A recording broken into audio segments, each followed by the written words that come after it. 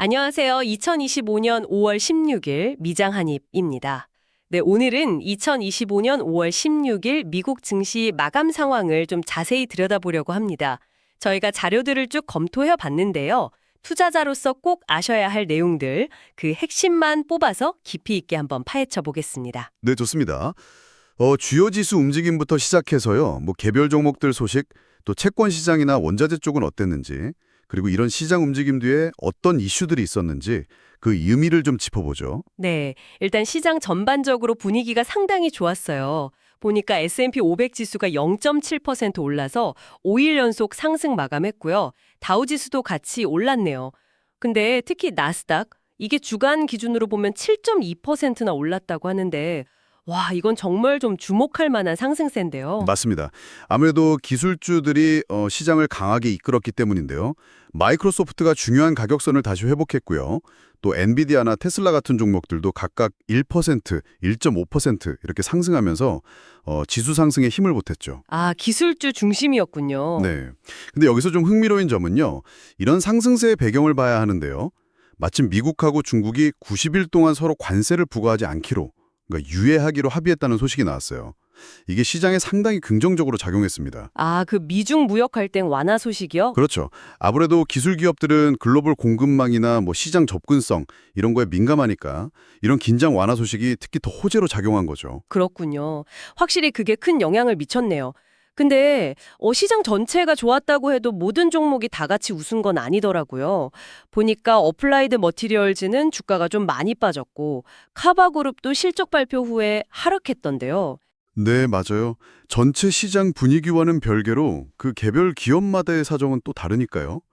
그 반도체 장비 만드는 어플라이드 머티리얼즈 같은 경우는 중국 쪽 매출이 생각보다 좀 부진할 거라는 전망 때문에 주가가 한 5% 넘게 하락했고요.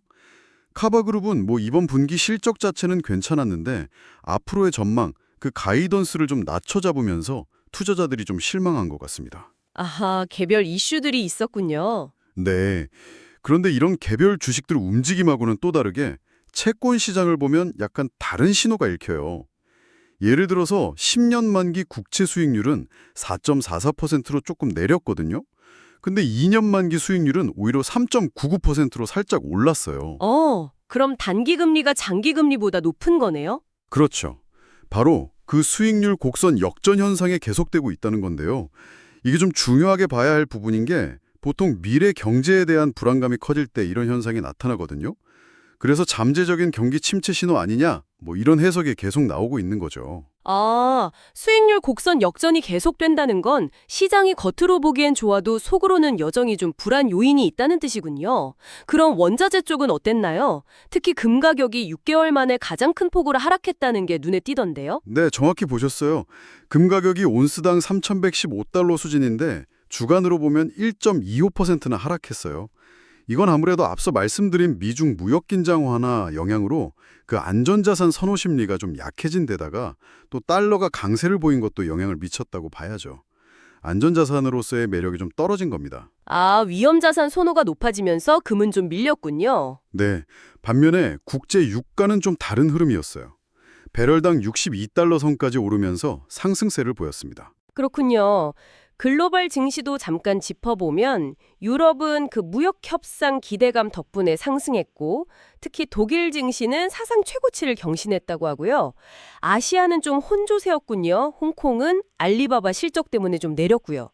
근데 이렇게 지표상으로는 괜찮아 보이는데 정작 미국 소비자들의 체감 경기는 좀 다르다는 이야기가 있더라고요. 네, 바로 그 부분이 지금 시장을 볼 때 아주 중요한 포인트라고 생각합니다. 그 5월 미시간대 소비자 심리 지수라는 게 발표됐는데 50.8로 시장 예상치보다 낮게 나왔어요. 이게 뭘 의미하냐면 소비자들이 생각보다 경제 상황을 훨씬 더 좀 비관적으로 보고 있다는 거죠. 예상보다 낮게 나왔군요. 네. 근데 더 우려스러운 건요. 앞으로 1년 동안 물가가 얼마나 오를 것 같냐 이걸 보여주는 기대 인플레이션 수치는 오히려 7.3%로 더 높아졌다는 거예요. 7.3%요? 와. 네. 그러니까 소비자들은 경제는 안 좋아질 것 같은데 물가는 계속 오를 거라고 걱정하고 있다는 거죠. 이 물가 상승 압박을 계속 느끼고 있다는 신호입니다. 와, 이거 정말 시장에서 보이는 지표랑 실제 소비자들이 느끼는 체감 온도랑 차이가 꽤 크네요.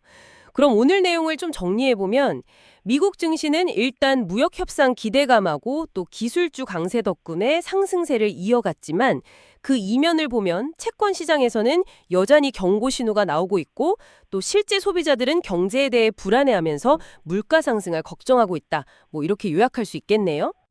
정확하게 짚으셨습니다. 겉으로 보이는 이 시장의 강세와 실제 경제를 움직이는 주체인 소비자들이 느끼는 불안감 사이의 이 간극, 이게 현재 상황의 핵심이라고 할 수 있겠습니다. 그래서 여기서 우리가 또 단순히 계속 던져봐야 할 질문은 바로 이것 같아요. 이렇게 긍정적인 신호와 부정적인 신호가 막 섞여서 나타나고 있는데 과연 앞으로 시장의 방향을 결정지을 더 강력한 힘은 어느 쪽일까? 주가에 반영된 이런 낙관론일까요? 아니면 소비자들이나 채권 시장이 보내고 있는 이 경고 신호일까요? 이 질문에 대한 답을 앞으로 계속 좀 고민해 볼 필요가 있겠습니다.